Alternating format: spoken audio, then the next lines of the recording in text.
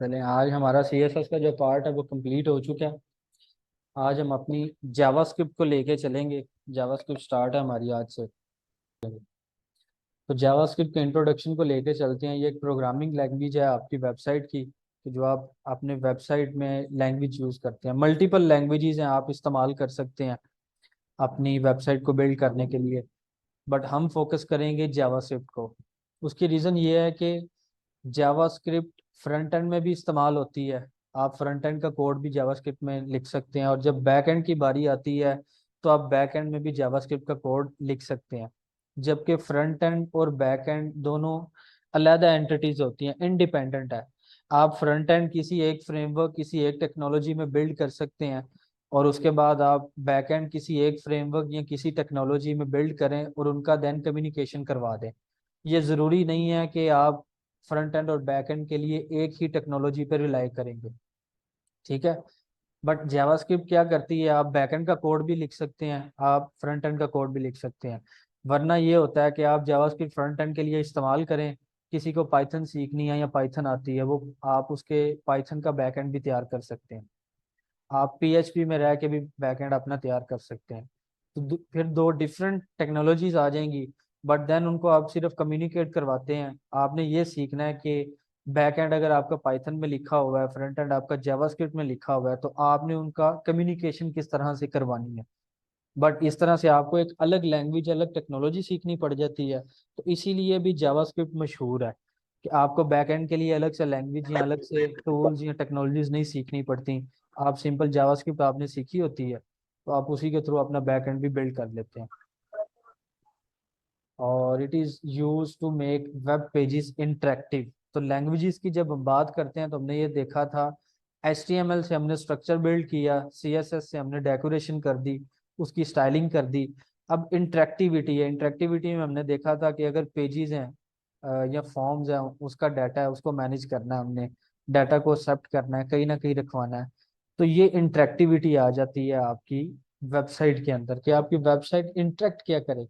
या इसको मैं इस तरह से भी बता सकता हूँ कि एक इवेंट का कीवर्ड यूज होता है, कि ये इवेंट्स हैं, कि मैंने कुछ प्रेस किया, उसके अगेंस्ट एक इवेंट चला, इवेंट कॉल आई। मतलब कुछ प्रेस करने पे क्या हो, इसको मैं इवेंट कह देता हूँ। इवेंट यही होता है ना, कि समथिंग इज हैपनिंग, एक इवेंट अकर हो गया।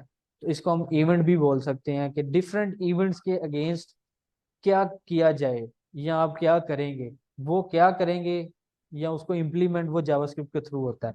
HTML या CSS ऐसी कोई फंक्शनैलिटी अवेलेबल नहीं करता कि आप इंटरेक्टिविटी को मैनेज करें या इवेंट्स को मैनेज करें अपनी वेब डेवलपमेंट के अंदर। तो इसके लिए हमें जावास्क्रिप्ट सीखनी पड़ती है। और देन जावास्क्रिप्ट और क्या कर सकती है, ये आपके HTML के कंटेंट को चेंज कर सकती है। आपके HTML के एट्रीब्यूट्स को हम जावास्क्रिप्ट के थ्रू एट्रीब्यूट्स को भी मैनेज कर सकते हैं। हम स्टाइलिंग को भी मैनेज कर सकते हैं जावास्क्रिप्ट के थ्रू। और थर्ड जो इसका होता है, हम HTML के स्टाइल्स को भी चेंज कर सकते हैं। ये कुछ HTML की फंक्शनैलिटीज हैं। या एक चीज़ जो मैंने आपको बताई है, कि इंटरेक्टिविटी को मैनेज भी हम कर सकते हैं। फॉर्म की सबमिशंस है, फॉर्म का डाटा आपने कहीं ना कहीं स्टोर करवाना है, या लेके आना है, या डिलीशन करनी है, तो ये सारे काम आप जावास्क्रिप्ट के थ्रू अचीव करेंगे। अब इसको भी ऑब्वियसली आपने अगर एम्बेड करना है अपने HTML के अंदर, तो उसका भी कोई ना कोई प्रोसीजर होगा। तो CSS हमने देखा था, स्टाइल का टैग यूज होता है, या उसके तीन तरीके थे, कि इनलाइन स्टाइलिंग कर दो, इंटरनल कर दो, या एक्सटर्नल कर दो। तो जब आपने जावास्क्रिप्ट का कोड लिखना है अपने HTML में रहते हुए, तो हम स्क्रिप्ट का टैग यूज करते हैं। स्क्रिप्ट की ओपनिंग और क्लोजिंग टैग है, उसमें हम अपना जावास्क्रिप्ट का टैग लिखेंगे। ठीक है। अभी सिर्फ मैंने ये बता रहा हूँ कि स्क्रिप्ट के टैग के अंदर जावास्क्रिप्ट का कोड लिखेंगे। ये नहीं बताया इसको स्क्रिप्ट किधर लिखना है। तो नेक्स्ट पॉइंट यही है कि स्क्रिप्ट को आप बॉडी में भी लिख सकते हैं, स्क्रिप्ट को आप हेड में भी लिख सकते हैं, ये चलेगा। तीसरा इसका तरीका ये है कि आप एक्सटर्नल फाइल बनाएं .js की एक्सटेंशन के साथ, जैसे हम .css करते हैं, और स्क्रिप्ट के टैग को आप बॉडी के टैग के अंदर लिंक करवा दें, जैसे एक्सटर्नल CSS नहीं हम करवाते, लिंक करवा देते हैं।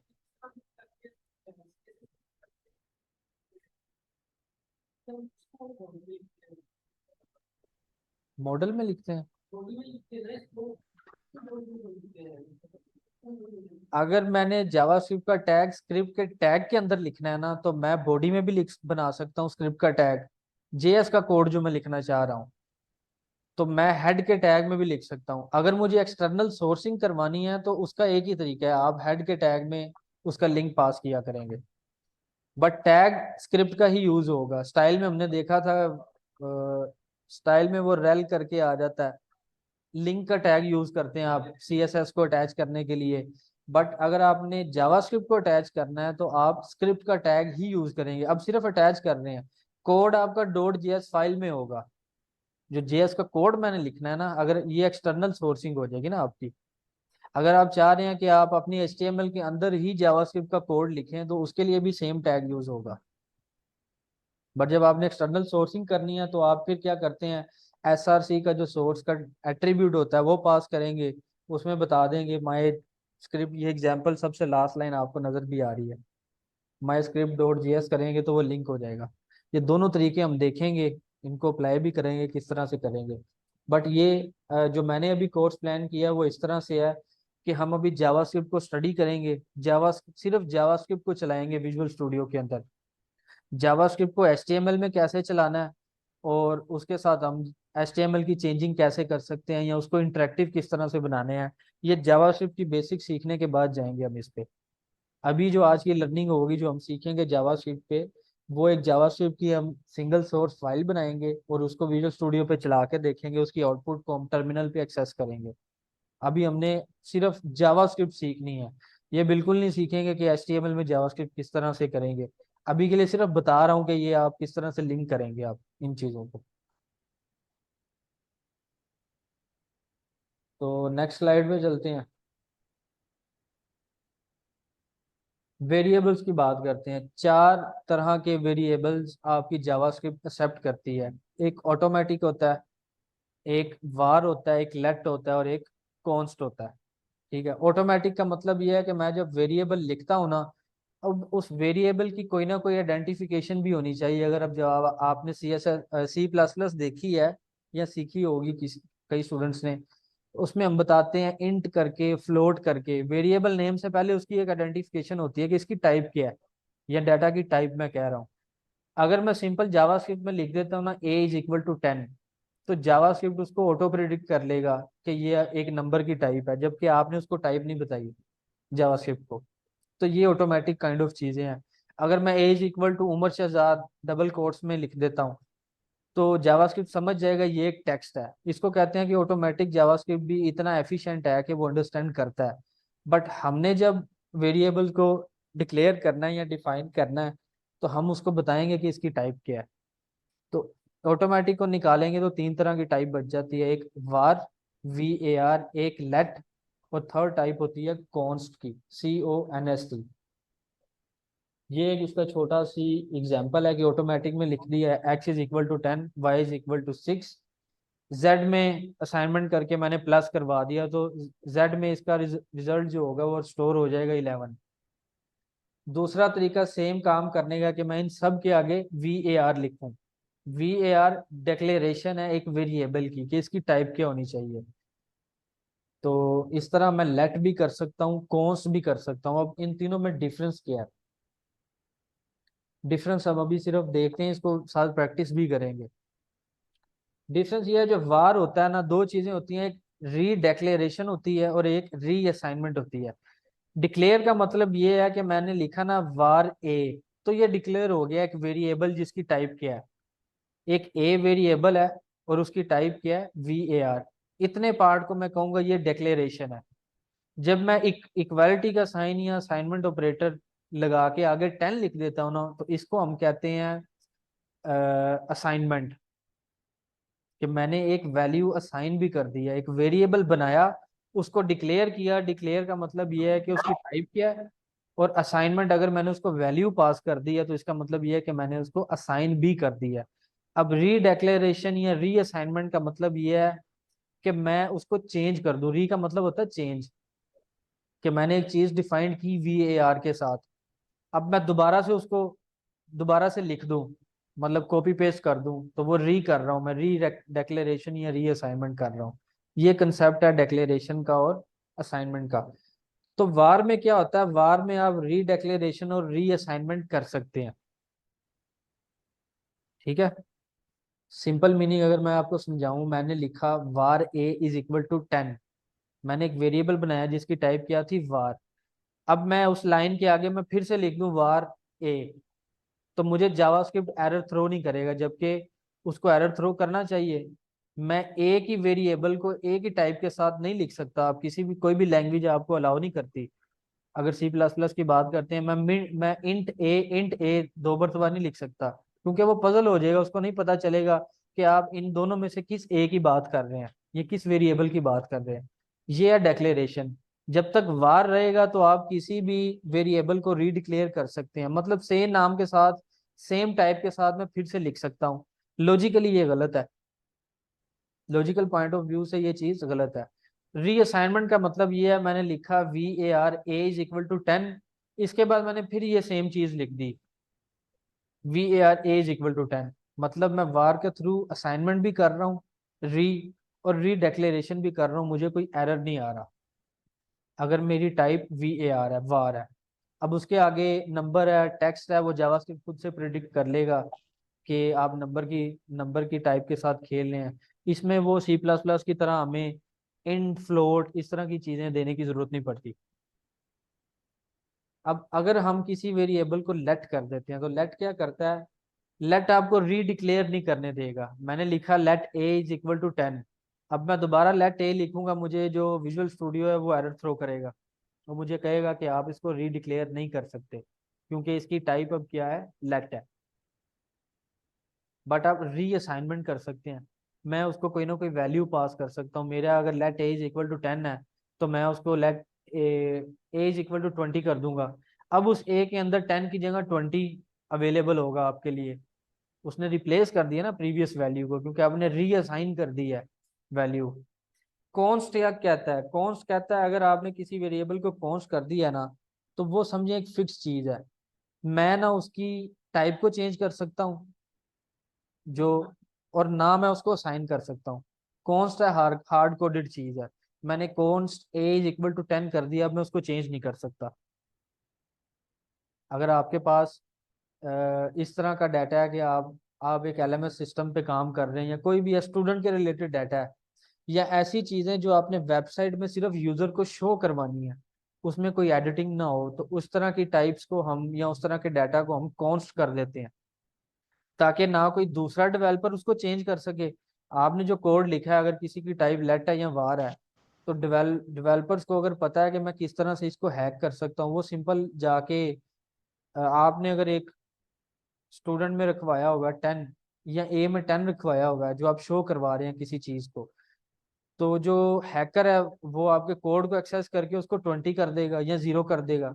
बैंक बैलेंस की अगर बात करते हैं मेरे, वो क्योंकि नंबर्स में नजर आता है, अगर बैंक बैलेंस की टाइप हम कॉन्स्ट नहीं रखेंगे, कॉन्स्ट बल्कि रखते नहीं है क्योंकि एक्सेस हो जाती है, तो उसके लिए डिफरेंट चेक्स लगे होते हैं।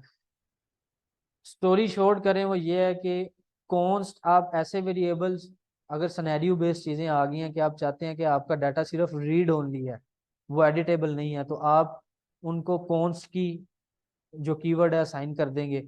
अगर आप चेंजिंग करना चाह रहे हैं तो आप लेट इस्तेमाल करेंगे। वार हम बहुत कम यूज करते हैं, क्योंकि वार क्या करता है, वो रीडिक्लेरेशन को भी अलाउ करता है।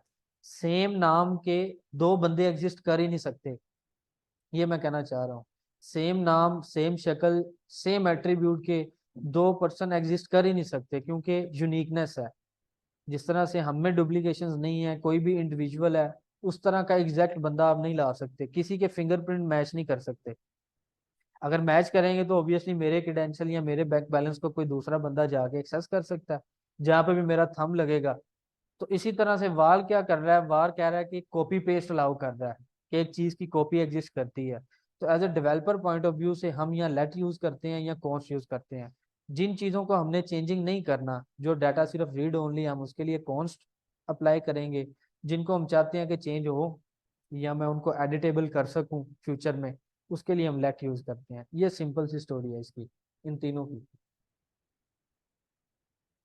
अब जब ऑपरेटर्स की बात करते हैं हम, जब हमने वेरिएबल्स पे काम करना है,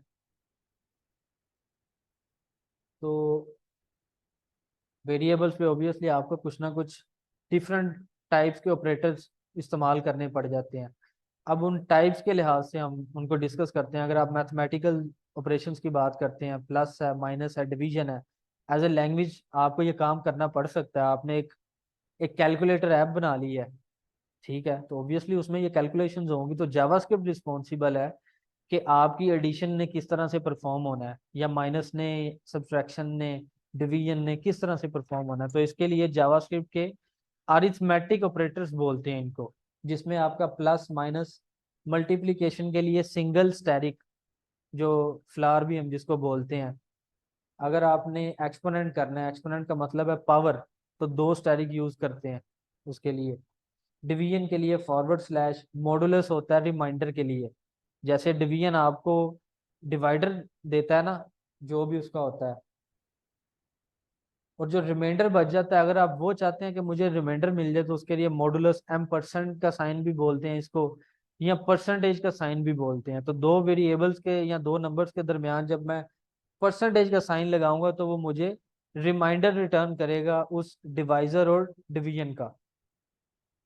और इंक्रीमेंट और डिक्रीमेंट का डबल प्लस और डबल माइनस यूज होते हैं। मतलब ये है इसका कि जो नंबर मेरे पास 10 है, मैं 10 के बाद प्लस प्लस लिख दूंगा, वो मुझे 11 रिटर्न करेगा, मतलब एक इंक्रीमेंट हो जाएगा। मैं 10 के बाद दो माइनस के साइन यूज करूंगा, तो मुझे 9 रिटर्न हो जाएगा, दो माइनस रिटर्न हो जाएंगे।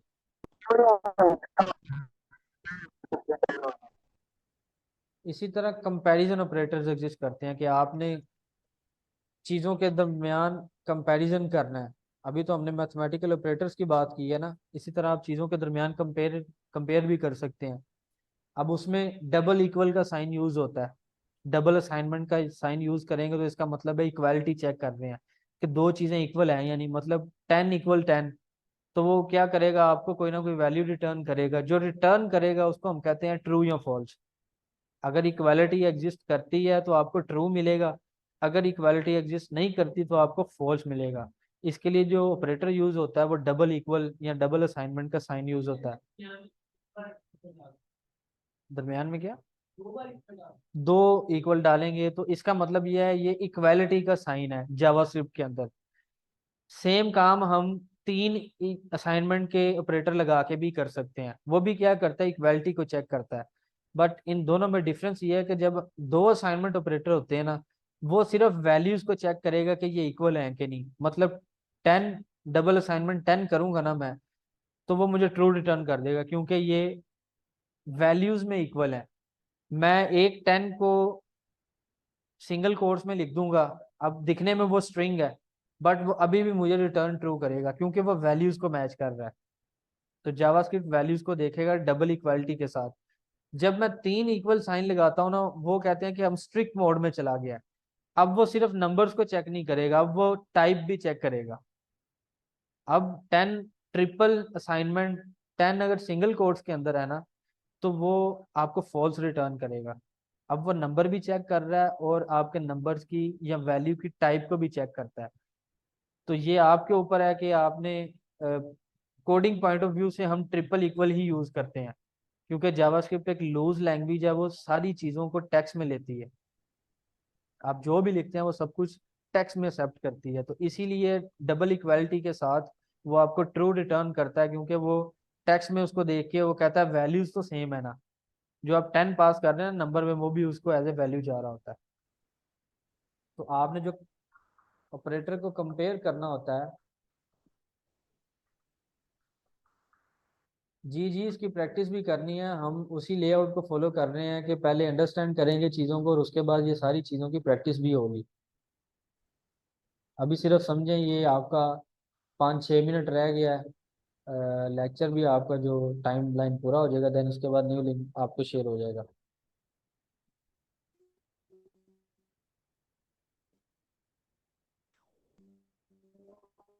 तो इस तरह से एक नॉट इक्वलिटी का साइन है, नॉट इक्वल टू का साइन लगा देते हैं हम, या नॉट इक्वल टू के साथ डबल असाइनमेंट लगाएंगे तो ये स्ट्रिक्ट मोड में चला जाएगा। जैसे इक्वालिटी है ना, तो इस तरह हम नॉट इक्वल भी तो चेक कर सकते हैं ना। इक्वल क्या करेगा, दोनों को इक्वल करेगा, इक्वालिटी है या नहीं। नॉन इक्वल चेक करेगा दोनों इक्वल है या नहीं, यानी उलट केस है। अगर नॉन इक्वालिटी एग्जिस्ट करती है तो वो आपको ट्रू देगा, मतलब 10 नॉन इक्वल टू 20 तो ट्रू। तो ये आपके ऊपर होता है आपने चीज़ों को मैनेज किस तरह से करना है। इसी तरह ग्रेटर देन का साइन होता है, लेस देन का साइन होता है, ये भी कंपैरिजन ऑपरेटर है। Greater than equal to, less than equal to, अगर आपने कुछ चीज़ों में कंपेयर करना है। एजेस की अगर आपने रेंजेस में जाना है कि 18 से लेके 30 तक की रेंज हो मेरी, तो उसके लिए इस तरह के ग्रेटर देन के साइन और लेस देन के साइन यूज होते हैं। एक टर्नरी ऑपरेटर होता है जो क्वेश्चन मार्क कोलन के साथ आता है। ये जब हम इफ एल्स पढ़ेंगे ना तो ये ऑपरेटर मैं आपको वहां पे समझाऊंगा, आज के लेसन में हम इसकी प्रैक्टिस नहीं करेंगे। तो इफ एल्स में जाके ये आपको चीज ज्यादा समझ आएगी।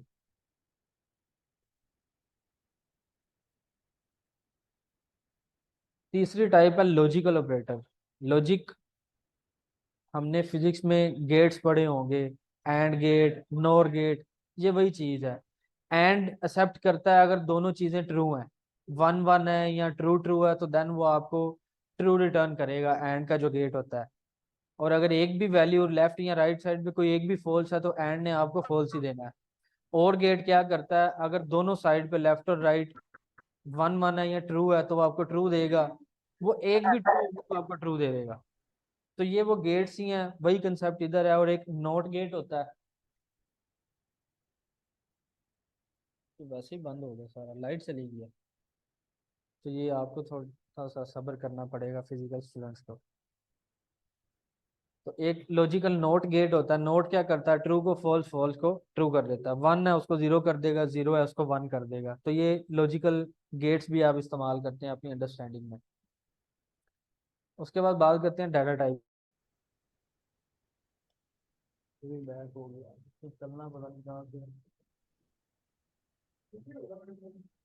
नीचे नहीं है, साइड में इन्होंने इंजीनियरिंग की हुई है।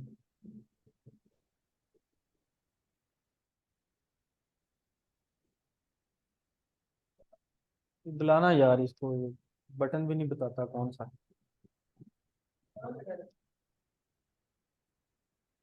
ये यहाँ लेफ्ट साइड पे होगा या राइट साइड पे जो रूम है ना उधर होगा। जी स्क्रीन शेयर है स्टूडेंट्स आपके साथ? इधर जरा नेट लाइट चली गई थी तो मुझे बता दें। कोई भी ऑनलाइन स्टूडेंट रिस्पॉन्ड कर दे माइक के थ्रू। स्क्रीन शेयर है आप लोगों के साथ?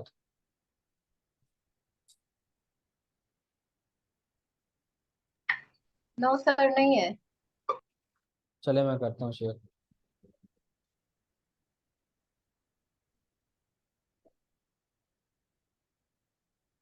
टाइप्स की बात कर रहे थे हम, 7 तरह की टाइप्स एग्जिस्ट करती है जावास्क्रिप्ट के अंदर। हम आज 4 पे बात करेंगे। स्ट्रिंग टाइप जो टेक्स्ट को एक्सेप्ट करती है, नंबर टाइप जो डिजिट्स को एक्सेप्ट करेगी, बुलियन टाइप जो ट्रू और फॉल्स या वन और जीरो, यस और नो, ये इस तरह की टाइप होती है। और एक ऑब्जेक्ट टाइप होता है। ऑब्जेक्ट टाइप का मतलब ये है कि अगर आपने रियल लाइफ मैपिंग करनी है अपने जावास्क्रिप्ट के अंदर, मैं एक स्टूडेंट बनाना चाह रहा हूँ। प्रिमिटिव होती हैं ये जो स्ट्रिंग नंबर बुलियंस है ना, जो ये इस तरह की होती हैं जो रियल वर्ड के साथ जिनका कोई ताल्लुक नहीं होता। रियल वर्ड की जब मैं बात करता हूँ तो ऑब्जेक्ट्स है। ऑब्जेक्ट ऐसी चीज को कहते हैं जिसकी प्रॉपर्टीज, उसके कोई एट्रीब्यूट्स होते हैं और उनके कुछ ना कुछ मेथड्स या बिहेवियर होते हैं, उसको हम ऑब्जेक्ट कहते हैं। बाकी मैं साथ साथ कर रहा हूँ।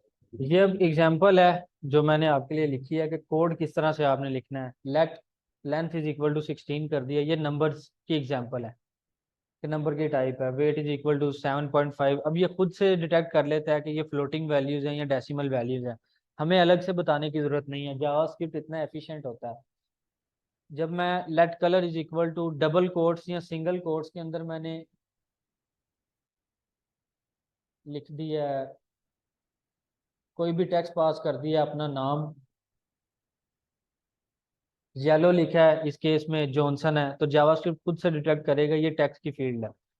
तो हमें यहाँ बताना नहीं पड़ेगा, जिस तरह हम जो हार्ड लैंग्वेजेस होती हैं, सी प्लस प्लस हो गया, उसमें मेंशन करना पड़ता है कि मैं जो वेरिएबल असाइन कर रहा हूँ ये डेसिमल को एक्सेप्ट करेगा या नहीं करेगा। हाँ, जैसे वो उसमें हम इंट कर देते थे, सी प्लस प्लस में इंट क्या करता था, वो डेसिमल वैल्यूज को एक्सेप्ट नहीं करता था, डॉट वाली वैल्यूज को। उसमें सिर्फ आप होल नंबर्स यूज कर सकते थे जिनमें डेसिमल्स नहीं आता, तो ये खुद से ऑटो डिटेक्ट करता है। बुलियन में मैं क्या करूंगा, let x is equal to true, let y is equal to false, तो डायरेक्ट ट्रू फॉल्स मैं लिखूंगा, या 1 0 भी लिख सकता हूँ ट्रू फॉल्स की जगह। तो 1 का मतलब ट्रू होता है, फॉल्स की जगह मतलब होता है 0। तो ये भी मैं चीजें लिख सकता हूँ, ये बुलियन के कैटेगरी में आ जाता है। देन उसके बाद ऑब्जेक्ट, ऑब्जेक्ट अब मैंने क्रिएट करना है, तो उसके लिए अगेन आप कौन सी लेट वेरिएबल नेम देंगे। असाइनमेंट के साथ हम फ्लावर ब्रैकेट जब लिखेंगे ना, जो करली ब्रेसिस हम जिनको बोलते हैं या करली ब्रैकेट्स, वो जब हमने लगा दी है ना, तो जावास्क्रिप्ट समझ जाता है कि then this is the type of object. और अब उसमें हम लिखने का तरीका है कि ऑब्जेक्ट्स क्या होता है, की वैल्यूज पेयर को एक्सेप्ट करता है, हम वैल्यूज असाइन करते हैं और प्रॉपर्टीज असाइन करते हैं और उसकी वैल्यू बताते हैं कि इस प्रॉपर्टी की वैल्यू क्या है। अब ये एक एग्जांपल है कि फ्लावर ब्रैकेट्स लगाई जब मैंने ऑब्जेक्ट क्रिएट करना है। लेफ्ट साइड वाला काम सेम है, आपने उसकी टेंशन नहीं लेनी कि मैं जावास्क्रिप्ट को कैसे बताऊंगा ये ऑब्जेक्ट है। जावास्क्रिप्ट आपकी जो करली ब्रेसिस है उससे डिटेक्ट कर लेगा ये ऑब्जेक्ट है। अब ऑब्जेक्ट में आपने की वैल्यू पेयर में चीज़ों को लिखना है। अब उसको लिखने का तरीका होता है सेम, लेफ्ट साइड पे प्रॉपर्टी नेम, कॉलन के साथ राइट साइड पे प्रॉपर्टी वैल्यू। अब मैंने फर्स्ट नेम लिख दिया जॉन, लास्ट नेम कॉलन के साथ लिख दिया डो। ठीक है, ये मेरा एक ऑब्जेक्ट क्रिएट हो गया पर्सन का, क्योंकि उसका नाम मैंने कौन पर्सन रखा हुआ है। अगर मैं स्टूडेंट्स, मैं किसी ऑब्जेक्ट का नाम स्टूडेंट भी रख सकता हूँ, तो मीनिंगफुल नेम मैं दूंगा। जिस डाटा पे भी मैं काम करना चाह रहा हूँ या जिस वेबसाइट पे भी, मुझे पता होगा मेरे ऑब्जेक्ट का नाम क्या है।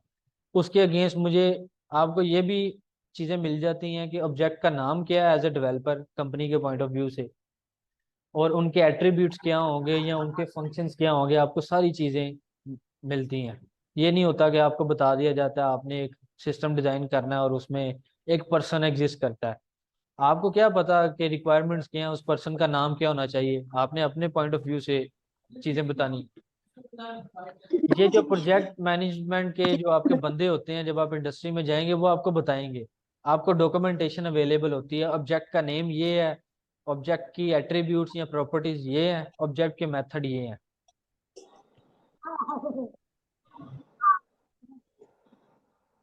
तो करली ब्रेसिस से हम अपना ऑब्जेक्ट क्रिएट करते हैं।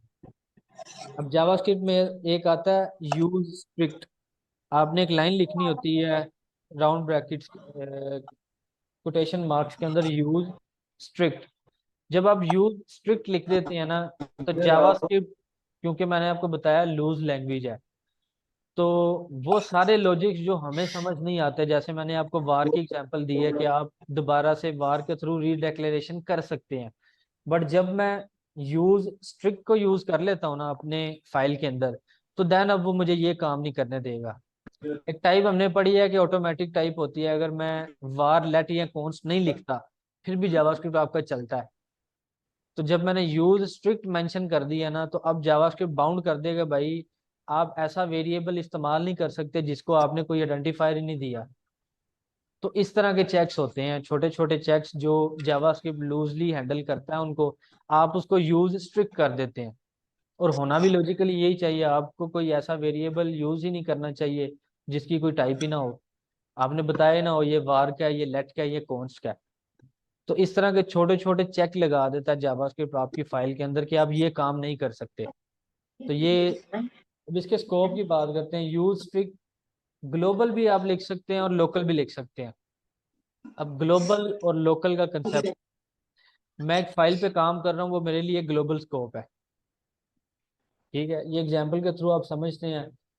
सबसे पहले मैंने लिख दिया यूज स्ट्रिक्ट, उसके बाद मैंने लिखा एक्स इज इक्वल टू 3.14, एक वैल्यू असाइन कर रहा हूँ उसको जो पाई की वैल्यू होती है। अब एक कमेंट्स के थ्रू, इसमें कमेंट होता है 2 फॉरवर्ड स्लैशेस, इसमें कमेंट का सेक्शन 2 फॉरवर्ड स्लैशेस का होता है। इसमें लिखा है जी ये एरर पास करेगा।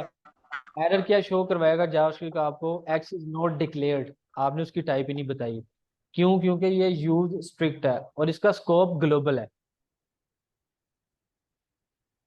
और नीचे लोकल स्कोप की हम बात कर रहे हैं, एक फंक्शन है, अभी सिंटेक्स आपको समझ नहीं आएगा, शायद कईयों को जावास्क्रिप्ट आती हो थोड़ी बहुत, अभी सिर्फ आपने समझना है। यूज स्ट्रिक्ट के बाद लिखा हुआ है माई फंक्शन, 2 राउंड ब्रैकेट्स, और सेमीकोलन। इस सेंटेक्स को कहते हैं कि ये फंक्शन कॉल हो रही है। मतलब जो आप फंक्शन लिखते हैं ना, उसको बुलाना कैसे है, या एक फंक्शन किसे कहते हैं ये बता देता हूँ। फंक्शन हम हर उस स्पेसिफिक टास्क को कहते हैं। एक स्पेसिफिक टास्क को हम फंक्शन कह देते हैं। ठीक है, मुझे कैलकुलेशन करवानी है, एडिशन करवानी है दो नंबर्स की, तो मैं उसको एक फंक्शन बना सकता हूँ। मुझे तीन नंबर्स की कैलकुलेशन करवानी है, एडिशन करवानी है, मैं उसको फंक्शन में लिख दूंगा। फंक्शन में हम उस कोड को लिखते हैं जो कि बार बार रिपीट होना होता है। 10 लाइनें अगर रिपीट होनी है मेरे कोड में, तो मैं उसको फंक्शन में एक ही बार लिख दूंगा। अब बजाय इसके मैं अगली दफा फिर से वो 10 लाइनें लिखूं, मैं सिर्फ एक लाइन लिखूंगा, उसे हम कहते हैं फंक्शन कॉल। अब उन 10 लाइनों के अगेंस्ट एक लाइन लिखी जाएगी, तो आपकी जो कोड की रीयूजेबिलिटी बोलते हैं इसको, कि कोड आपने बार बार नहीं लिखना। तो फंक्शंस के थ्रू हम ये अचीव करते हैं कि जिस कोड को आपने बार बार लिखना है, आप उसको फंक्शन में एक दफा लिख लेते हैं। अब दोबारा जो वो 10 लाइनें या 15 लाइनें आपने लिखनी है, आप वो दोबारा से नहीं लिखेंगे, आप सिर्फ फंक्शन कॉल करेंगे। कॉल से मुराद ये है जो फंक्शन में लिखा होगा ना, वो सारा कुछ लिखा आ जाएगा, बट आपको एक लाइन नजर आएगी। बैक एंड पे वो आपकी 10 लाइनें 15 लाइनें लिखी जाएंगी। या एक लॉजिक को भी आप फंक्शन में लिख सकते हैं। जैसे मैंने एडिशन की बात की, एडिशन एक लॉजिक है। दो नंबर्स के दरमियान एडिशन करो, दो नंबर्स के दरमियान सब्ट्रैक्शन परफॉर्म कर दो, ये एक लॉजिक है। तो इस लॉजिक को मैं स्पेसिफिक टास्क भी बोल सकता हूँ। तो फंक्शंस हम हर उस चीज को बना देते हैं जो एक लॉजिक होता है, या जो एक स्पेसिफिक टास्क होता है, या जिन लाइंस ने मल्टीपल रिपीट होना होता है, हम उसको फंक्शन में बना के रख देते हैं। तो सबसे पहले यूज स्ट्रिंग के बाद एक फंक्शन कॉल हुई है, और ये फंक्शन कॉल अभी तक मेरा ग्लोबल स्कोप है, मतलब मेरी मेन फाइल के अंदर ये लिखा होगा। अब फंक्शन मैंने लिखना कैसे है, फंक्शन का कीवर्ड यूज होता है जो ब्लू में है, उसके बाद फंक्शन का नेम आ जाता है। मेरे इस केस में माय फंक्शन है, राउंड ब्रैकेट्स आ गई, और उसके बाद flower brackets open and close. अब इस फ्लावर ब्रैकेट के अंदर जो कुछ लिखा जाएगा ना, ये लोकल स्कोप है, ये फंक्शन का स्कोप है, इसको हम ग्लोबल नहीं बोलेंगे। अगर यूज स्ट्रिक्ट मैं इसके अंदर लिख देता हूँ ना, तो ये सिर्फ उन वेरिएबल्स को मैनेज करेगा, ये जो भी इसके रूल्स है ना यूज स्ट्रिक्ट के, कि मैं ये नहीं करने दूंगा वो नहीं करने दूंगा। अब ये सिर्फ इन फ्लावर ब्रैकेट्स के अंदर जो कुछ लिखा है ना उसको मैनेज करेगा। इसके बाहर जो कुछ है ना, उस पे वो अप्लाई नहीं होगा यूज स्ट्रिक्ट। ये मतलब है लोकल और ग्लोबल स्कोप का। मतलब हमने डिफरेंट डाटा टाइप्स पे जब काम करना ना, अभी आपने ऑब्जेक्ट को डिस्कस किया है कि करली ब्रैकेट्स के साथ मैं अपने ऑब्जेक्ट बना लेता हूँ। इसी तरह एक डाटा स्ट्रक्चर होता है अरे का। अरे मैंने बनाना है तो वो स्केयर ब्रैकेट्स के साथ होता है। तो उन ब्रैकेट्स के अंदर जो कुछ होगा ना, वो मेरा स्कोप लोकल है। उन ब्रैकेट्स के आउटसाइड जो चीज़ है, जो मेन फाइल एग्जिस्ट करती है, वो मेरा स्कोप होता है ग्लोबल। तो जो चीज़ें ग्लोबली होती हैं उनको मैं लोकल एक्सेस कर सकता हूँ। ठीक है, उनको मैं ब्रैकेट्स के अंदर एक्सेस कर सकता हूँ जो ग्लोबली असाइन है। बट एक चीज मैंने डिक्लेयर कर दी है ब्रैकेट्स के अंदर, तो वो जब है ही लोकल स्कोप, उसको जब मैं एक्सेस करूंगा ना आउटसाइड द ब्रैकेट, देन मुझे एरर आएगा, क्योंकि उसका जो स्कोप है वो लोकल है। तो ग्लोबली चीजें लोकल में एक्सेस हो सकती हैं, लोकल की डेक्लेरेशन ग्लोबल में कभी एक्सेस नहीं होंगी, क्योंकि आपने चीज को एक रूम के अंदर डिफाइन कर दिया ना, तो वो आउटसाइड द रूम नहीं देख सकता। एक चीज पड़ी ही टेरिस के ऊपर है तो वो रूम के अंदर जा सकती है। इस तरह से समझ लें लोकल और ग्लोबल स्कोप को। बट इसे जब प्रैक्टिस करेंगे तो ये चीज आपको ज्यादा अच्छे से समझ आ जाएगी।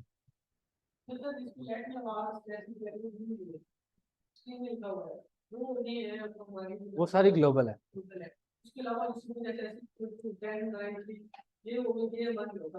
नहीं नहीं नहीं, आपने हमें सिंपल एक्स है, वो अगर किसी ब्रैकेट्स के अंदर नहीं है ना तो वो ग्लोबल है। ब्रैकेट्स के अंदर है तो वो लोकल स्कोप है। ब्रैकेट्स का मतलब ये है, आपने उसका दायरा डिफाइन कर दिया अब कि ये इससे बाहर नहीं एक्सेस होगा। क्योंकि मैंने बात की है कि करली दो ब्रैकेट्स लगाते हैं ना हम, एक करली ब्रेसिस ओपन और क्लोज बोलते हैं। अब उसके अंदर जो कुछ है ना वो लोकल है, वो उसी के स्कोप है। अगर आप ऑब्जेक्ट के अंदर ऐसे ही है।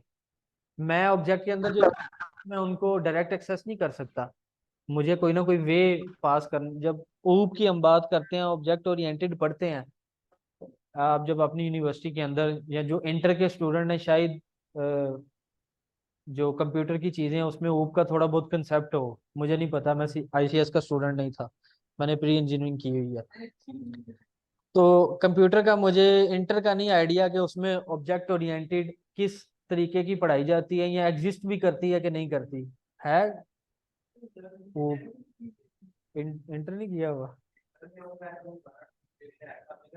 इस तरह अभी तक। खैर इसे फिर हम छेड़ते भी नहीं है, क्योंकि हमारे कुछ स्टूडेंट इंटर के भी होते हैं।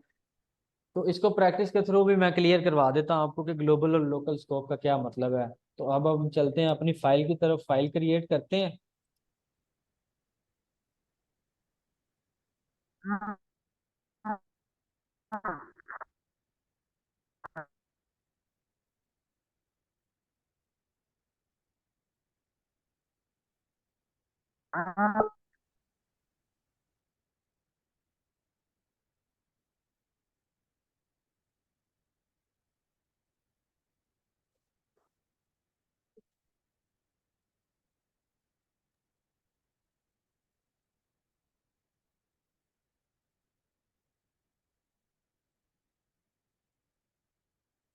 तो मैंने आपसे बात की है, अभी हम HTML में जावास्क्रिप्ट कैसे लिखते हैं इस पे काम बिल्कुल नहीं करेंगे। हम सोली जावास्क्रिप्ट की एक्सटेंशन की फाइल बनाएंगे और जावास्क्रिप्ट को ही प्रैक्टिस करेंगे। ये हमारे 4 लेक्चर्स आपके इस पे होंगे। देन हम जावास्क्रिप्ट की ब्रेनस्टॉर्मिंग करने के बाद देखेंगे अब इसको HTML के साथ हमने किस तरह से एम्बेड करना है। तो आप सब लोग अपनी जो काम कर रहे हैं वो एक फाइल बनाएं। फाइल की एक्सटेंशन होगी .js, कोई भी फाइल नेम दे दें आप, ABC कह दें। मेरे इस केस में मेरे पास एक फाइल ये नज़र आ रही है मुझे, test1.js की। इसमें कुछ कोड लिखा भी हुआ है। इसको हम एक हिसाब से ख़त्म ही कर देंगे। ये सारे प्री डिफाइन तो मैं ख़त्म तो नहीं करता वैसे, मैं स्पेसिस दे देता हूँ काफ़ी ज़्यादा ताकि आपको ये नज़र ना आए। और यूज स्ट्रिक को भी मैं ख़त्म करता हूँ। तो हम ग्रेजुअली चलेंगे। हमने सबसे पहले सीखा है कि लेट वार और कॉन्स्ट का कंसेप्ट, तो उसी की प्रैक्टिस करते हैं। जूमिंग ठीक है आपके लिए? इधर आ जाए कराना है आप लोगों ने, ताकि सीधे रहें और चीज़ें समझ आए। तो मैं क्या करता हूँ, मैं लिखता हूँ A = 10। मैंने एक वेरिएबल नेम दिया A, और ए को 10 पास कर दिया है। मैं अब इसको चेक करना चाह रहा हूँ इस A में 10 आया भी है या नहीं। तो console.log, नहीं, यही है। एक कमांड होती है console.log की। ये क्या करती है, जैसे C++ में सी आउट होता है ना आपका, आउटपुट दिखाती है। जो भी चीजें आप देखना चाह रहे हैं ना मेरी आउटपुट क्या, उसके लिए हम लिखते हैं console.log। 2 राउंड ब्रैकेट्स आ जाती हैं। अब इसमें मैं ये A पास कर देता हूँ और सेमीकोलन लगा के मैं लाइन एंड कर दूंगा। अब ये क्या करेगा, ये मुझे दिखा देगा कि console.log A में क्या पड़ा है। A में 10 पड़ा है, वो मुझे नजर आएगा। अब उस नजर आने को जो चेक करना है ना, इसकी आउटपुट मल्टीपल तरीकों से हम देख सकते हैं। ये टर्मिनल कैसे खुला है अभी ये भी देख लें, ओरिजिनल स्टूडेंट भी और फिजिकल भी। ये जो 3 डॉट है आप इस पर जाएंगे, इस पर टर्मिनल आपको शो होगा। न्यू टर्मिनल पे जाके आपने यस कर देना है। तो ये आपका जो फोल्डर पाथ होगा उसके अगेंस्ट एक टर्मिनल ओपन हो जाएगा।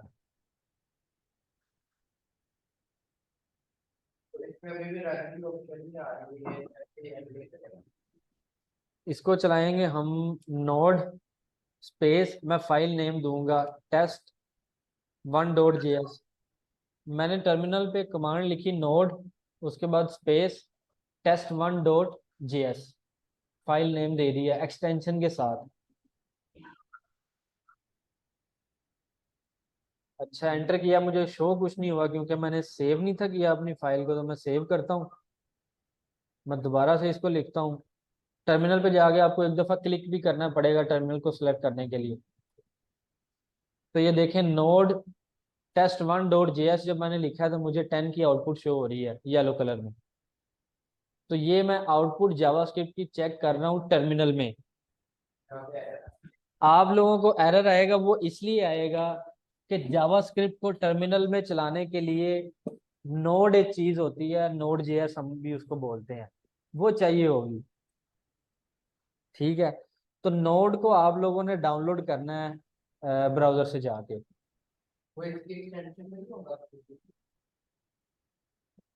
देख लो, शायद पड़ा हो, बट नोड इटसेल्फ एक पूरा कंपोनेंट है।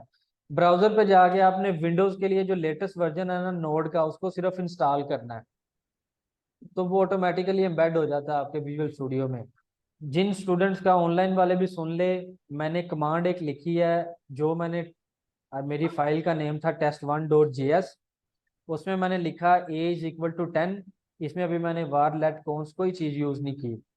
उसके बाद मैंने लिखा है console.log a। मैं इसको प्रिंट करवाना चाह रहा हूँ या इसकी आउटपुट देखना चाह रहा हूँ मेरे इस a में क्या एग्जिस्ट करता है। तो इसकी जो आउटपुट है वो मैं टर्मिनल पे लेना चाह रहा हूँ। ठीक है, टर्मिनल का तरीका मैंने आपको बता दिया किस तरह से ओपन करते हैं। उसमें मैं एक कमांड लिखूंगा नोड, नोड के बाद स्पेस, स्पेस के बाद फाइल नेम जो मेरा होगा, मेरे केस में test1.js है। आपका जो भी फाइल नेम होगा वो abc.js हो सकता है या test.js हो सकता है। आपने उस स्पेसिफिक फाइल को लिखना है, एंटर करेंगे तो आउटपुट आपको शो हो जाएगी। तो होप्स हो कि किसी भी स्टूडेंट के पास नोड जेएस प्री इंस्टॉल्ड नहीं होगा, क्योंकि इस तरह की कोई डिस्कशन हुई भी नहीं थी। तो अभी के लिए आप देख लें जो अभी तक हमने प्रैक्टिस की है, तो आप लोग इनके आपको रिकॉर्डिंग लेक्चर्स भी मिल जाएंगे। आप नोड को डाउनलोड कीजिएगा, मैं एक दफ़ा ब्राउज़र पे जाके आपको बता भी देता हूँ। सिंपल ब्राउज़र पे जाएं, यहाँ पे लिखें नोड जेएस इंस्टॉल। तो ये देखें, ये सबसे पहली जो ग्रीन कलर का इस तरह का लोगो आइकन होता है, आपको मिल जाएगा node.js का। यहाँ से ये विंडो इंस्टॉलर है, इस पर क्लिक करना है आपने, तो विंडो का लेटेस्ट वर्जन आपका इंस्टॉल हो जाएगा। सेटअप, सेटअप के इंस्टॉल होने के बाद आपने, डाउनलोड होने के बाद सॉरी, सेटअप को इंस्टॉल करना है। तो देन जब ये कमांड चलाएंगे ना नोड की, तो ये चल जाएगी। ये ना इशू आ रहा है इसमें, एक तो मेरी जो स्टोरी के आइकन वगैरह पता नहीं किधर चले गए। उसके अलावा जब भी मैं कोई चीज़ करता हूँ ना डाउनलोड, ये देखिए हम्म। ऐसे आती है। मैं इसको क्या ओपन करूँ, क्या इंस्टॉल मसला आ रहा है इसमें। मैं आपकी बात नहीं समझा। विजुअल स्टूडियो गायब हो गई है कह रहे हो? ये विजुअल स्टोरी है ना, ये देखिए सर, इसका आइकन ही क्या है भाई, ये ऐसे ही कुछ होगा। अपडेट तो नहीं कोई होने वाली? ये अपडेट्स का इशू हो सकता है, आइकन जो गायब हो गया, आपकी अपडेट का मसला तो ये क्यों ऐसे, मैं इसको डाउनलोड कर रहा हूँ, ये रोड जेएस पे ना, अब इसको डाउनलोड करोगे कि वही वो चीज़ डाउनलोड होगी।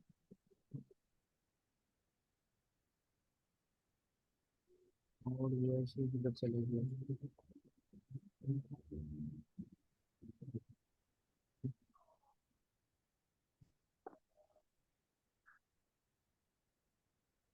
ये ना सर, इनमें से एक डाउनलोड करना पड़ेगा। तो वो उस तरह से क्यों नहीं शो होगा?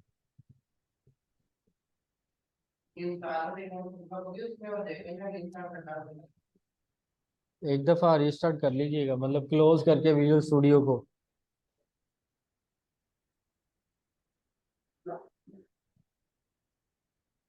ये क्या चीजें शो हो जाती हैं? सर ये ना उसके मेरे छोटे भाई ने उसका कुछ लगा होगा एसईओ को है कुछ लगाया वो हुआ है इसमें। दूसरा करता है ना ब्लॉगिंग का अपना, इसलिए उसकी चीजें शो होती रहती है। तो उसी ने उनको पंगे दिए हो।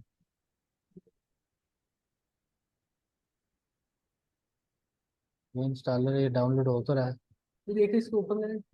इसको ओपन करेंगे तो ये आपकी पूरी लिस्ट आ जाएगी ना। हाँ अभी अब हो रहा है, बाद वाले मसला करते हैं ना, ये डाउनलोड्स में चले गए आप। यही चीज चली जाएगी ना फाइल में।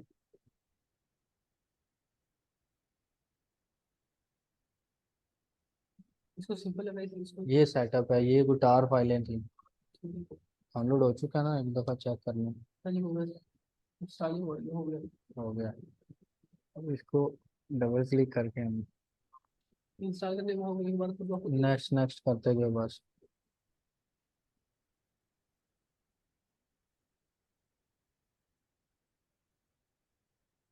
ये अगर जो स्टूडेंट्स नोड जेएस को जब इंस्टॉल कर लेंगे तो आप एक दफ़ा अपने विजुअल स्टूडियो को क्लोज करके दोबारा ओपन कीजिएगा, ताकि वो सही से एम्बेड हो जाए और कोई मसले ना आए।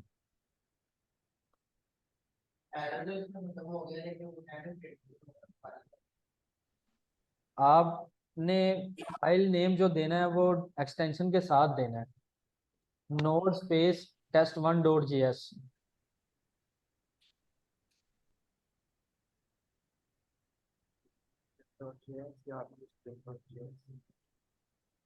पार्ट ठीक है,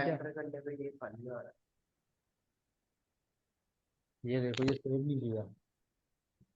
जब तक क्रॉस इसको कंट्रोल एस करो, क्रॉस का साइन आ जाएगा। अब चलाओ। आगे से क्या करें? अब आपने लिखना नोड, फाइल नेम क्या है, फाइल नेम है java.js। बस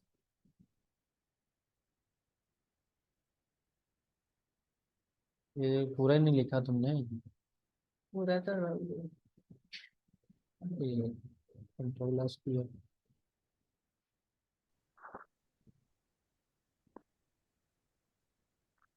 cannot find module java.js। एक मिनट सर, कि इसका सिंपल जी जी।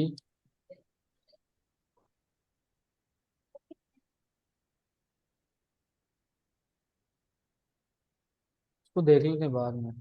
8 है, फिजिकल 2 ही आ रहे हैं।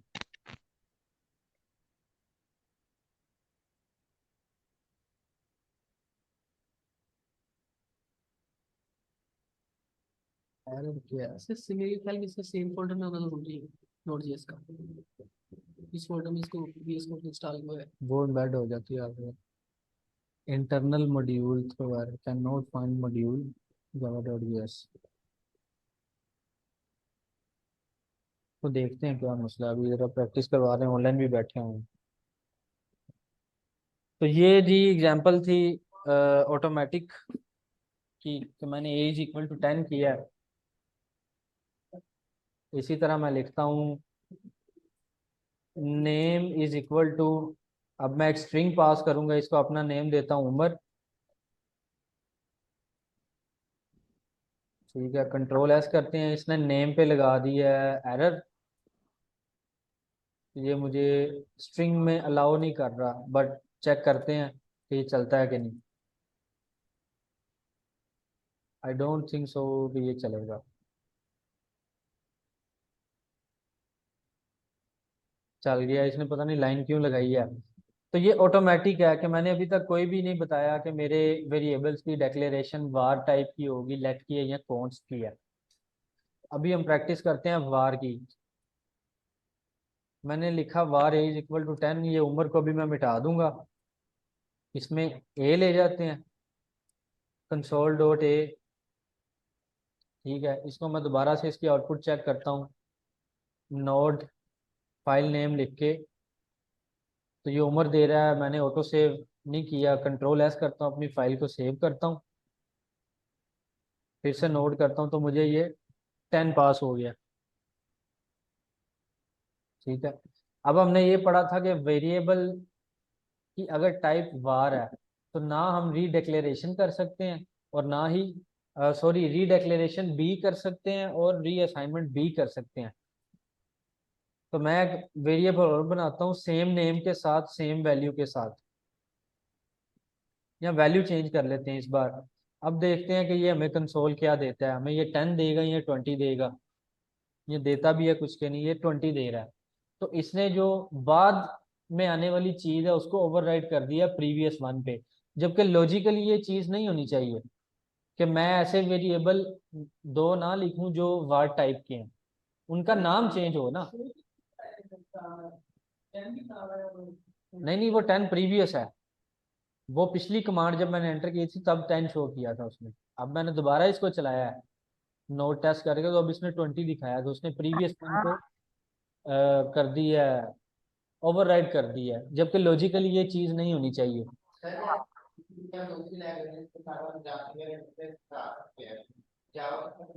जीयूआई जो होते हैं बन सकते हैं।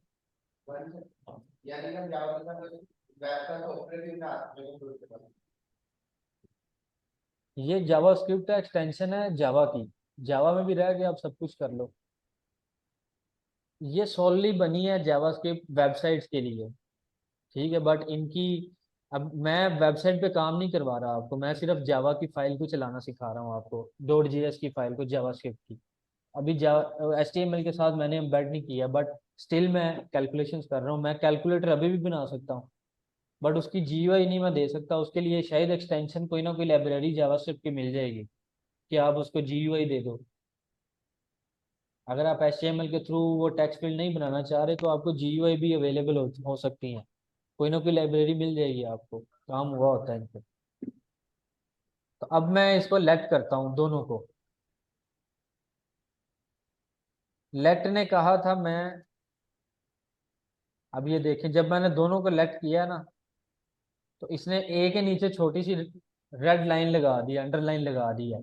तो ये है डेक्लेरेशन कि मैं लेट में रहते हुए रीडिक्लेयर नहीं कर सकता।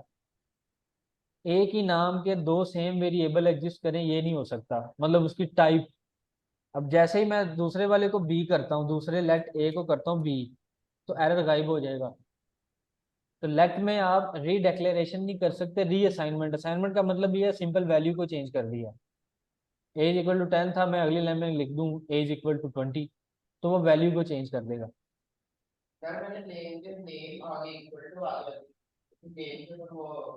लाइन लगा रहा बट चल रहा है, चल रहा है। कंसोल करें उसको, कंसोल में नेम लिखो। ये देखिए इस तरह ना कट हो गया, लेकिन जब यहाँ पे भी आता है ना तो मैंने ट्राई किया वो इतना बड़ा सा आ रहा है। अली इज नॉट आप Ali is not defined, error Ali में है। आपने जब टेक्स्ट में काम करना है तो इसको सिंगल कोट्स या डबल कोट्स में लिखो। इसके ऊपर यानी कि वो लगाऊंगा तो ठीक हो जाएगा। हाँ जी, जैसे ये है ना, इसमें मैंने टेक्स्ट मेरा इसमें आएगा, ये टेक्स्ट नहीं है, इसको जावास्क्रिप्ट नहीं समझेगा। सिंगल कोड से भी चल जाएगा और डबल कोड। आपने जब टेक्स्ट में काम करना है, ऑनलाइन वाले भी सुन ले, आपने इस तरह ये दो कोड्स लगानी है और देन इसमें कोई चीज टाइप करनी है, तो ये टेक्स्ट बनेगा, वरना नहीं। और आपकी मीटिंग भी एंड होने वाली है, 10 मिनट रह गए हैं, तो मैक्सिमम चीज प्रैक्टिस करते हैं, जो रह जाएगी तो कल वाली क्लास में हम सबसे पहले प्रैक्टिस ही करेंगे। और मैं कोशिश करूंगा कि अगले लेक्चर में हम चीज़ को पढ़ें और उसको साथ साथ प्रैक्टिस करते रहें, ताकि ये, क्योंकि एक कोडिंग पॉइंट ऑफ व्यू से चीज़ें हैं, तो कंसेप्चुअली अब्जॉर्व करना ज़रा मुश्किल होता है, तो साथ साथ हम देखते जाएंगे। अभी जल्दी से प्रैक्टिस करते हैं। तो ये लेट भी समझा दिया है। कौन कहता है ना आप रीडिक्लेयर कर सकते हो ना री असाइनमेंट कर सकते हो। अब मैं लेट की जगह कौन कर देता हूँ, और ये लेट मैं रिपीट कर देता हूँ। लेट कहता है कि लेट में आप रीडिक्लेयर नहीं कर सकते। रीडिक्लेयर का मतलब है कि मैंने लेट ए किया है, मैं दोबारा लेट ए नहीं कर सकता, ये रीडिक्लेरेशन है। तो ये फर्स्ट आपको लेट ए नजर आ रहा है, मैं बी की जगह ए करता हूँ, तो ये देखें ए के अंदर उसने नीचे छोटी सी एक लाइन लगा दी, एरर है। जब आप इस पे लाइन लेके जाएंगे ना, तो आप एरर को रीड भी कर सकते हैं। मुझे रीड करने के लिए जरा इसको नीचे लाना पड़ेगा इनके ऊपर। ये देखें, कैन नॉट रीडिक्लेयर ब्लॉक स्कोप ए। आप इस ए को रीडिक्लेयर नहीं कर सकते, नीचे उसने बताया भी है लेट ए कॉलन नंबर। तो अब बात करते हैं कॉन्स की, और कमेंट करने के लिए double forward slashes. Const as equal to मैंने 10 कर दी है, अब करते हैं 20, ताकि वैल्यू चेंज हो। 30 करते हैं, मैं सेव करता हूँ और एक ही अब आउटपुट को चेक करता हूँ, तो नोड टेस्ट वन जेएस करता हूँ, तो 30 मुझे शो हो रहा है, चल रहा है जी। अब कॉन्स्ट कहता है ना आप रीडिक्लेयर कर सकते हैं, मतलब मैं कॉन्स्ट ए दोबारा नहीं लिख सकता, एरर शो हो रहा है, अंडरलाइन कर दिया। रीअसाइनमेंट भी नहीं कर सकता, मैं ए की वैल्यू को चेंज भी नहीं कर सकता। मैं लिखता हूँ एज इक्वल टू 10, मुझे इसने एरर अभी तो शो नहीं किया। कुछ एरर होते हैं जो विजुअल स्टूडियो आपके लिए मैनेज करता है, सिंटैक्स एरर जो होते हैं। लॉजिकल एरर तब तक डिटेक्ट नहीं होते जब तक आप चीज़ों को रन नहीं करेंगे। अब मैं क्या करता हूँ, एक ही वैल्यू को मैंने रीअसाइन कर दिया, 30 की बजाय 10 लिख दिया। तो मैं अब इसकी आउटपुट को चला के देखता हूँ। तो नोड करके चलाया,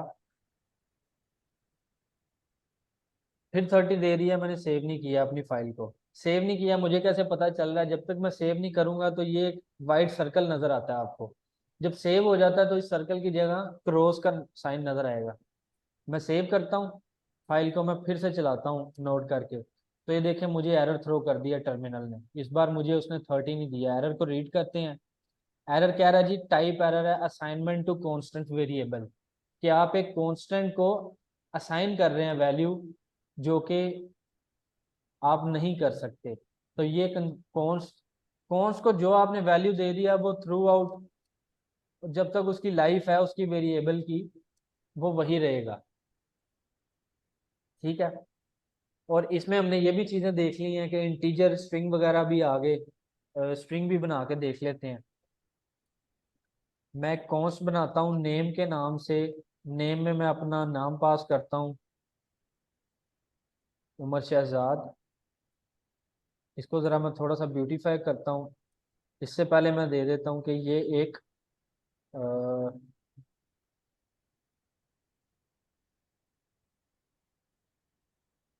नंबर टाइप है।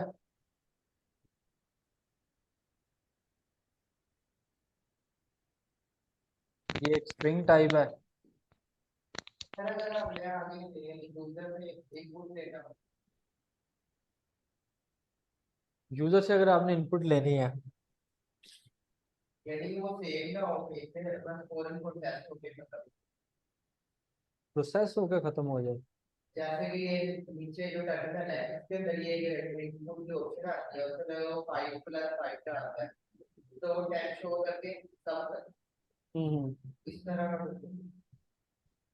यानी कि उसका 5+5 तो नहीं कर सकते आप। ये कर सकते हैं, एक वेरिएबल बनाए ए के अगेंस्ट आप इनपुट लें, एक वेरिएबल बनाए बी। पूरे लॉजिक से चलते हैं ना। आप एक ऐसी लाइन नहीं लिख सकते कि 5+5 करें और जादू हो जाए। पर जावास्क्रिप्ट में जो मैं अभी चीजें कर रहा हूँ ना, ये हम इसको कहते हैं कि हार्ड कोड कर रहे हैं चीजों को। कि मैं डायरेक्ट वैल्यूज लिख रहा हूँ, ये 10 है, मुझे अगर चेंज करना है उसके लिए जो इनपुट फील्ड है ना, वो गूगल कर सकते हैं। मैंने वैसे अभी तक इसको काम नहीं किया ना। एज ए डेवलपर इस तरह का कोई काम हम करते हैं, क्योंकि इनपुट्स लेनी होती हैं हमने फॉर्म्स के थ्रू। फॉर्म में इनपुट के थ्रू डाटा आ जाता है, यूजर जो मर्जी टाइप करे। तो मैंने इस तरह का प्रैक्टिस नहीं की अभी तक। बट एक होता है डॉक्यूमेंट डॉट राइट, जैसे कंसोल डॉट लॉग कर रहा हूँ ना, शायद इसी तरह होता है, मुझे सही नहीं याद। डॉक्यूमेंट डॉट राइट करके भी आप आउटपुट चेक कर सकते हैं। और डॉक्यूमेंट डॉट रीड करके इनपुट आएगा, उसका सिंटैक्स मिल जाएगा आपको कि आप जावास्क्रिप्ट में यूजर इनपुट कैसे ले सकते हैं। या शायद इनपुट का ही कोई कीवर्ड हो। इनपुट के अंदर जो इनपुट डिवाइस को इसको देख लेते हैं, सेशन एंड होता है ना इनका।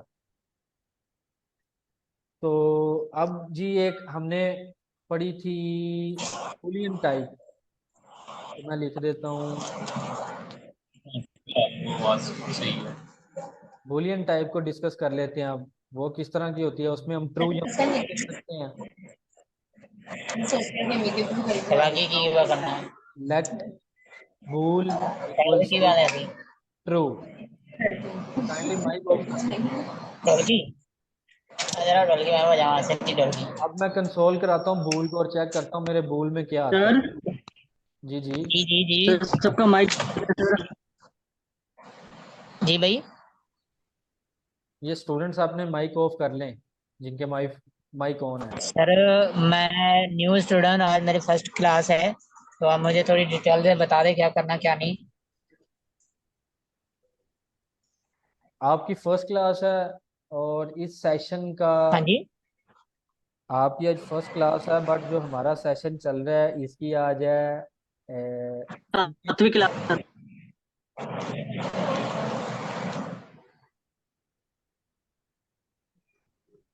जो हमारा सेशन ये चल रहा है इसकी आज 9th क्लास है, तो आप एडमिन के साथ कांटेक्ट करें जिन्होंने आपको एनरोल किया है।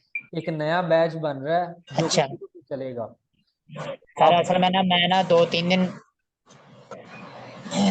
असल में ना 2-3 दिन मुझे ना इन्होंने क्लास दी नहीं थी। आज आई है फर्स्ट क्लास स्टूडेंट ज्वाइन की है मैंने, क्योंकि मैं कितने दिनों से तकरीबन कोई ज्वाइन कर रहा था मगर ज्वाइन मेरी नहीं हो रही थी क्लास। कोई कह रहा था ये नहीं है वो नहीं है, क्लास चलेगी आज चलेगी आज चलेगी आज चलेगी, ऐसे करते करते अभी 2-3 दिन हो गए चलते हुए। आज मुझे फर्स्ट मैसेज आया कि आपको ज्वाइन करें क्लास। चलें, आपको मैंने बता दिया है। इस तरह से बहुत सारे स्टूडेंट्स का इश्यूज है, चल ठीक है, तो ठीक है सर, अलग से ठीक हम है, बैच ठीक है बना रहे सर। हैं। आप एडमिन के साथ ही रब्ता करें, उनको कहें जी मुझे न्यू बैच में डालें। ये कोई तरीका नहीं होता कि एक जी 9 क्लासेस गुजर गई हैं और आप मुझे उसमें एनरोल कर रहे हैं। सर मुझे जो बताया गया है तो मैं उस डेट पे करूंगा ना। मुझे पीर का कहा, पीर वाले दिन भी नहीं, मंगल भी नहीं, थर्सडे भी नहीं, उसके बाद सैटरडे भी नहीं, फ्राइडे को आज फर्स्ट क्लास हुई है। इतने दिनों से आज मुझे मेरी फर्स्ट क्लास हुई है। जी जी, क्लासेस वीक में 2 दिन ही होती हैं, आपको मैं बता दूं। जो आपका सेशन चलेगा वीक सर में दो मैन 2 क्लासेस होती है मगर एक कह रहे थे आज क्लास होगी, दूसरा कह रहा है कि कल होगी क्लास, तीसरा कह रहा है परसों होगी क्लास। ऐसे करते करते मेरा हफ्ता वेस्ट किया है इन्होंने। चलें, आप जो एक किसी एक कोऑर्डिनेटर से जिसने आपकी रजिस्ट्रेशन की है ना, अगर जी आप पैसे वगैरह जिसको भी पे किए हैं आप उसे पकड़ें। मैं सर उनसे मैं उनसे रब्ता करता हूँ, उनसे उनसे रब्ता करके मैं बताता हूँ, करता हूँ उनसे, मैं उनसे कहता हूँ। चलें ठीक है, बेहतर है। ठीक है सर। बाकी अपने माइक म्यूट कर लें भाई। हाँ जी। जी ठीक है, हाँ मगर माइक म्यूट कर लें, बाकी सर का लेक्चर आवाज नहीं आएगी सर। मैंने कर दिया म्यूट उन भाईजान का। आई थिंक उनका फोकस नहीं था। तो मैंने एक बुलियन टाइप की भी वेरिएबल बनाया जिसको मैंने बूल का नाम दिया, उसमें ट्रू रखवाया और उसको आपने टर्मिनल पे शो करवा के दिखा दिया आप लोगों को कि ये ट्रू आ गया। मैं अगर इसको फॉल्स करता हूँ, सेव करता हूँ अपनी फाइल को, तो फॉल्स शो हो रहा है। एक मैंने आपको बताया था आप ट्रू की जगह 1 या 0 भी कर सकते थे। हम वो भी रखवा के देखते हैं कि ये 1 की जगह 1 देगा या कुछ करता भी है कि नहीं। तो सर जी अभी ना अभी के लिए इतना प्रिंट कर रहा है, अगर हम एलके